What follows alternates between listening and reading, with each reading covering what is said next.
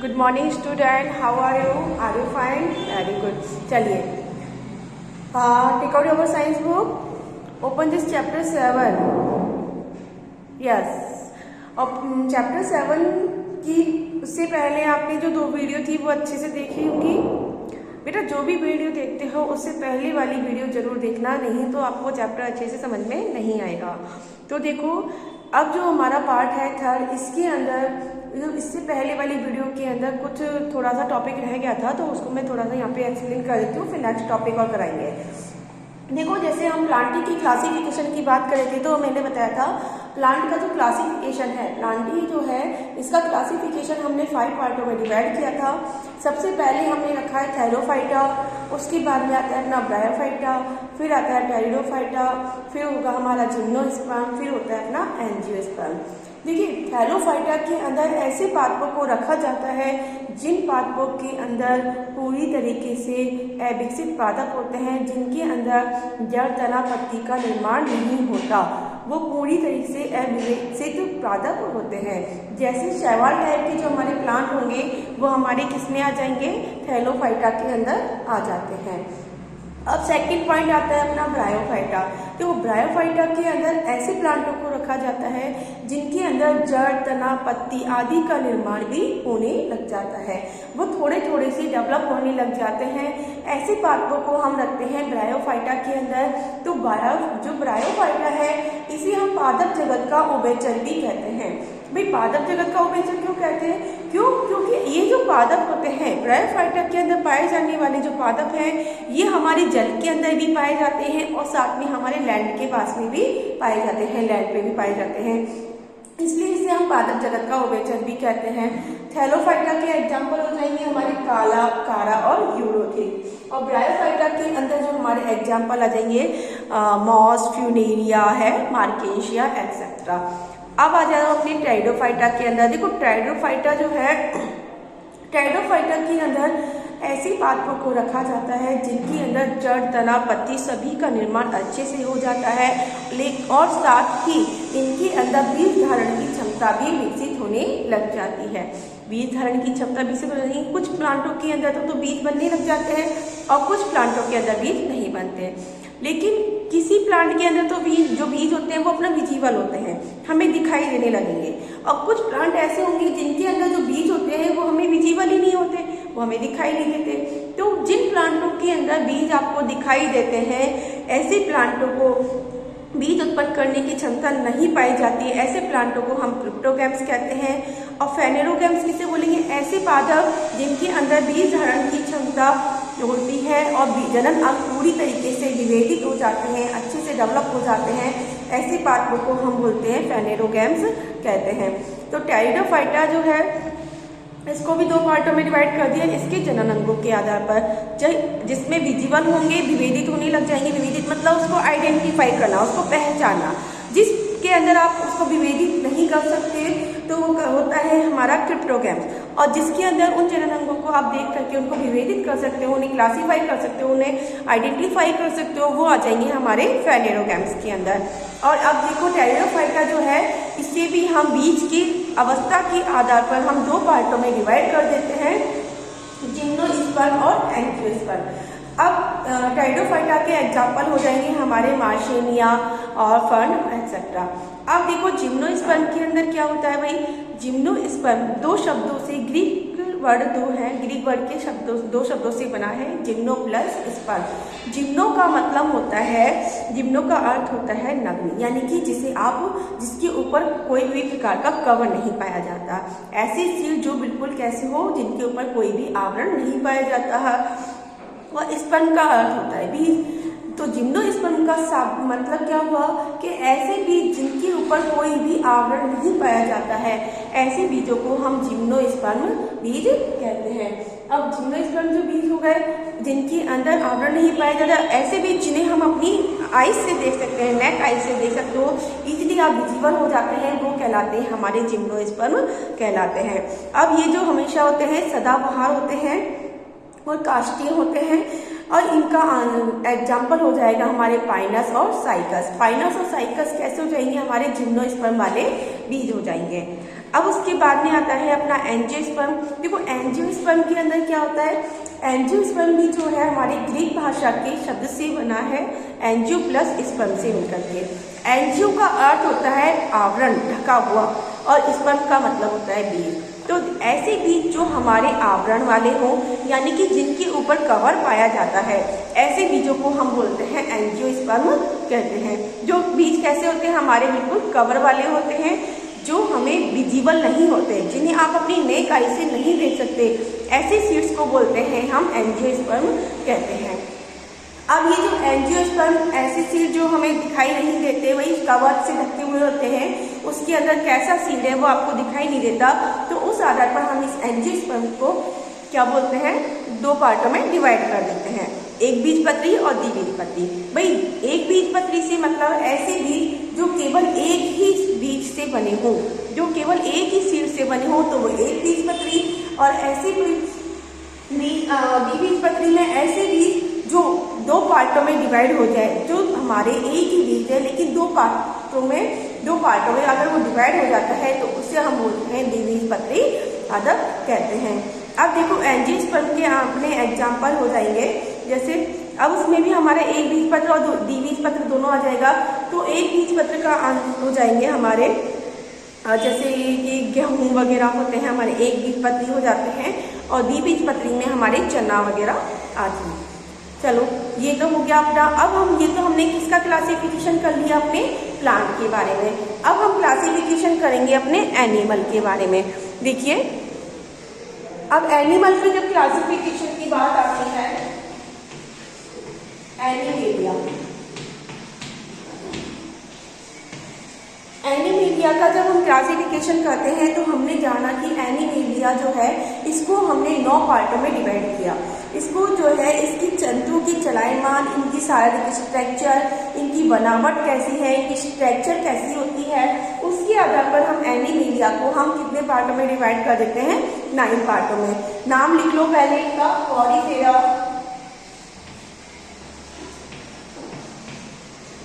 Porifera, second है अपना Coelenterata,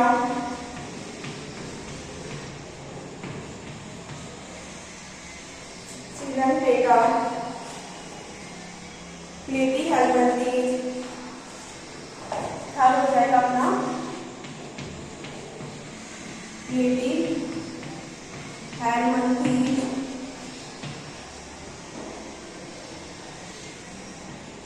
fourth होगा हमारे एस के हेल्मिन्थेस, प्लेटीहेल्मिन्थेस, एस के हेल्मिन्थेस। अच्छा एस के हेल्मिन्थेस नहीं है, आपके निमेटोरा है, निमेटोरा। फिफ्थ हो जाएगा आपके एनीलिरा,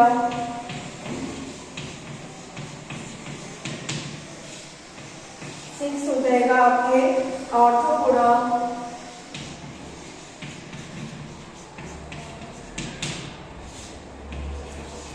मॉलस्का,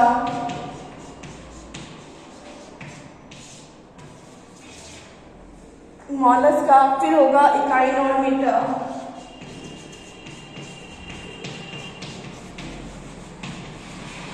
और 9 हो जाएगा हमारे कॉर्डेटा, इकाइनोर्मिटा, और फिर हो जाएगा अपने कॉर्डेटा, प्रोटोकॉर्डेटा,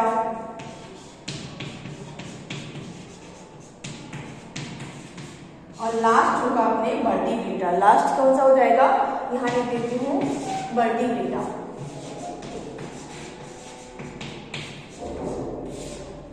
वर्टिब्रेटा। इस प्रकार से हमारे जो एनिमेलिया है इसको हमने 10 पार्टों में डिवाइड कर दिया था, 10 पार्टों में हमने डिवाइड कर दिया। नंबर 1 हो जाएगा हमारा पॉलीफेरा, उसके बाद में आ जाएगा अपना सिलेंट्रेटा, सिलेंट्रेटा के बाद में आता है अपना प्लेटीहेल्मिन्थेस, फिर आएगा निमेटोरा, ऑर्थोपोडा, और उसके बाद में एनीलिडा पहले आएगा, फिर ऑर्थोपोडा, मॉलस्का, इकाइनोर्मिटा, प्रोटोकॉर्डेटा, और साथ में हमारे कौन सा आ जाएगा, वर्टिब्रेटा।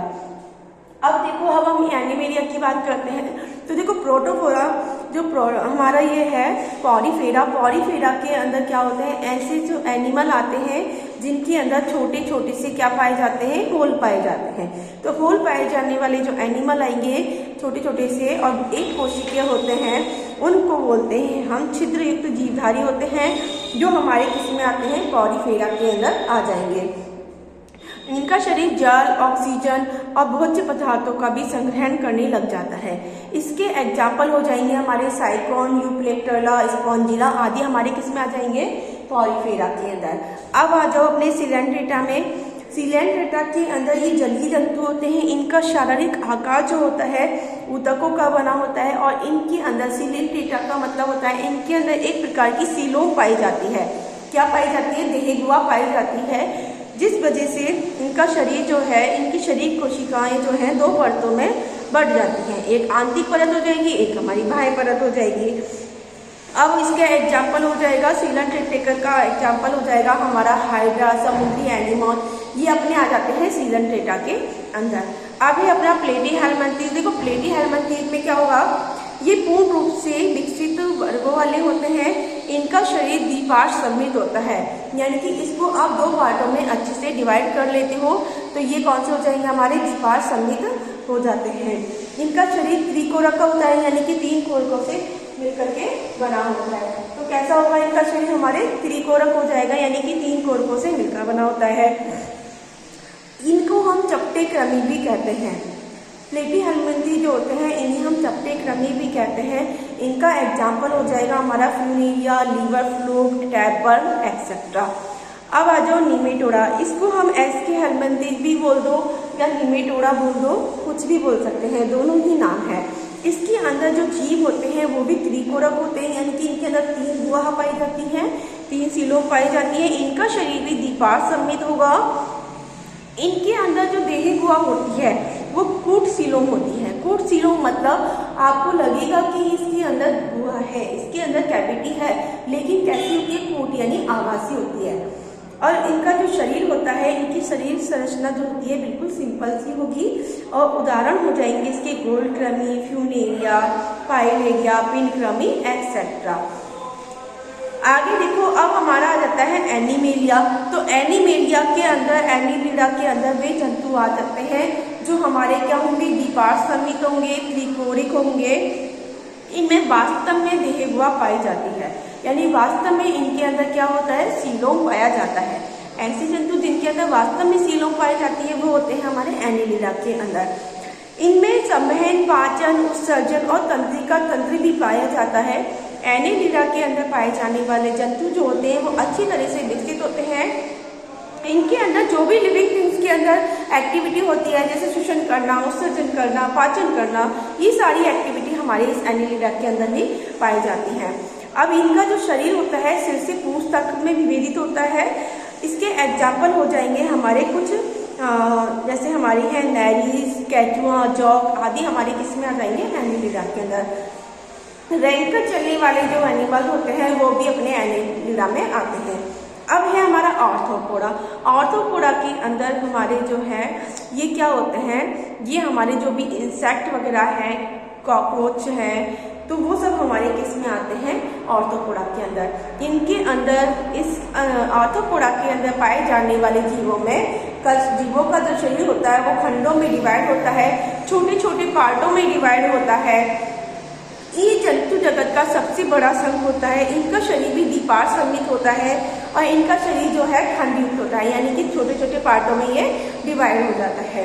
इनके अंदर खुला परिसंचरण तंत्र पाया जाता है। अच्छा, एक बात और है, खुला परिसंचरण तंत्र क्या होता है, बंद परिसंचरण तंत्र। भाई खुला परिसंचरण तंत्र ये है कि जो ब्लड का जो सर्कुलेशन होता है वो हमारी बॉडी के बाहर हमको दिखाई देने लग जाता है। भाई उनकी किसी की आपने देखा होगा वो हल्का सर्कुलेशन आपको बाहर ही, एक पतली सी लेयर होती है और केवल आपको बाहर से ही खुला परिसंचरण तंत्र दिखेगा। इजीली आपको उनके हार्ट वगैरह सब चीज़ें दिख जाएगी। तो ऐसे प्रकार के जो एनिमल होते हैं वो हमारे आर्थ्रोपोडा के अंदर आते हैं। अब आता है, इसका एग्जाम्पल हो जाएगा हमारे तितली, मक्खी, मच्छू, केकड़े एक्सेट्रा। अब है अपना मॉलस्का। देखो मॉलस्का जो होता है इनका शरीर भी द्विपार्श्व सममित हो जाएगा। इनके अंदर थोड़ा सा शरीर जो होता है विखंडन होता है, यानी छोटे छोटे पार्टों में डिवाइड हो जाता है। इनकी देहगुहा नहीं पाई जाती, बहुत ही कम होती है। ये मान लो इनके अंदर देहगुहा होती ही नहीं है। इनके अंदर खुला संवहनी तंत्र और उत्सर्जन के लिए गुर्दे पाए जाते हैं। अब धीरे धीरे हम क्या कर रहे हैं, डेवलपमेंट कर रहे हैं। इनके अंदर कैसा परिसंचरण होगा, खुला, और साथ में उत्सर्जन के लिए क्या पाए जाएंगे, गुर्दे पाए जाते हैं। जैसे इसका एग्जाम्पल हो जाएगा घोंगा, सीप इत्यादि। अब है हमारा इकाइनॉर्मेटा। इकाइनॉर्मेटा क्या होता है, इकाइनॉस शब्द से बना है। इकाइनॉस का अर्थ होता है जहाज, हेजॉग, और डर्मा का अर्थ होता है त्वचा। इसका मतलब इन जंतुओं की जो त्वचा होती है कांटों से आच्छादित होती है। ऐसे जंतु जिनकी जो त्वचा होगी वो कांटों से बनी हुई होती है, ऐसे जंतुओं को हम बोलते हैं इकाइनॉर्मेटा कहते हैं। ये मुक्त जीवी भी होते हैं। इनकी जो देह गुहा होती है वो त्रिकोणिक जंतु होते हैं, यानी कि 3 कोरक वाले होते हैं। इनके अंदर भी देह गुहा पाई जाती है। इनमें इनका जो शरीर होता है वो कैल्शियम कार्बोनेट के कंकाल का और कांटों का ही बना होता है। उदाहरण हो जाएंगे हमारे जैसे स्टारफिश, समुद्री अर्चिन एक्सेट्रा, ये हमारे किस में आ जाएंगे, इकाइनॉर्मेटा के अंदर। अब देखो प्रोटोकॉर्डिटा, इकाइनॉर्मेटा हो गया। प्रोटोकॉर्डिटा के अंदर भी द्विपार्श्व समित होगा, त्रिकोणिक होगा, देहगुहा युक्त हमारा शरीर होगा। इनके अंदर नोटोकॉर्ड पाई जाती है। जैसे कुछ नई नई लक्षण दिखाई देने लग जाते हैं शारीरिक संरचनाओं के, जैसे उसको हम नोटोकॉर्ड बोलते हैं। जैसे बैकबोन होती है उसी तरीके से थोड़ी सी नोटोकॉर्ड दिखाई देने लग जाती है, तो इसलिए इन्हें बोलते हैं प्रोटोकॉर्डिटा। ये क्या है, कॉर्डिटा की फर्स्ट स्टेज होती है। कॉर्डिटा स्टार्ट होने से पहले की जो स्टेज हो सकती है उसे हम बोलते हैं प्रोटोकॉर्डिटा। कॉर्डिटा उसे बोलेंगे जिसके अंदर नोटोकॉर्ड पाई जाती है। तो इनके अंदर नोटोकॉर्ड जैसे स्ट्रक्चर थोड़ी थोड़ी सी दिखने लग जाती है।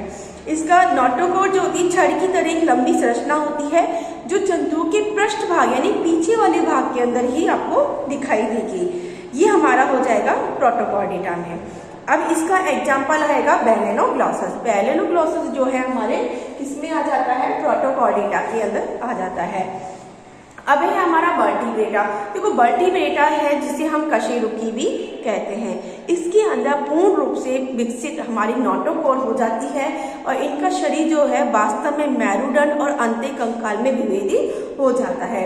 इनके जो अंदर है पेशियां, कंकाल, तंत्र आदि सारी चीजें इनके अंदर जुड़ जाती हैं। तो ऐसे जंतुओं को हम किस में रखेंगे, वर्टिब्रेटा या हमारे कशेरुकी के अंदर रखते हैं। इन कशेरुकी जीवों में कई 4-5 ऐसे लक्षण दिखाई देते हैं जिस वजह से ये हमें वर्टिब्रेटा की तरह बिहेव करते हैं। जैसे इसके अंदर नोटोकॉर्ड पाई जाने लग जाएगी, कशेरुक दंड और मेरुरज्जु पाया जाता है। इनका शरीर त्रिकोणिक होता है, यानी कि 3 कोरकों के 3 सीलोम इनके अंदर कैविटी पाई जाती है। युग्मित क्लोम थैली पाई जाती है, इनके अंदर सीलोम होती है, देह गुहा भी पाई जाती है। इस आधार पर इसको जो हमारे एनिमल है उन्हें हम वर्टिब्रेटा के अंदर रख देते हैं। अब ये जो हो गया, उसके बाद में नेक्स्ट वीडियो के अंदर मैं आपको वर्टिब्रेटा को 5 पार्टों में डिवाइड करेंगे। तो ये सारी चीजें हो गई, एक बार इनको पढ़ना और उसके बाद में भी समझ में नहीं आए तो पूछ लेना। हाँ, इनके हर किसी के आपको एग्जाम्पल लिखने हैं और कम से कम 4 पॉइंट आपको इम्पॉर्टेंट जो पॉइंट है इनसे रिलेटेड, इनकी स्ट्रक्चर कैसी होती है वो सब नोट करके आपको मुझे सेंड करनी है। चलो, थैंक यू बच्चों।